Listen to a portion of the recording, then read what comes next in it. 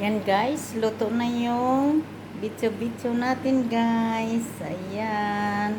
Na may sesame. So yummy guys. Super. First time kong gumawa dito ng bitso-bitso. Ayan. So yummy guys. Palapad na bitso-bitso yun ha.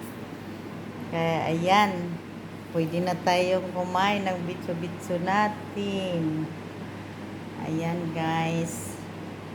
Kaya pag marunong gumawa, makakain. Pag hindi tayo marunong gumawa, di bibili tayo dahil gusto nating kumain, di ba? Kaya pag marunong gumawa, easy lang. Mabilis lang gawin. Oh, di ba? Ayan na guys, yung bitso-bitso natin. Ayan. So yummy guys. Ayan, kainan na. Kain na tayo guys. God bless always. Thank you for watching.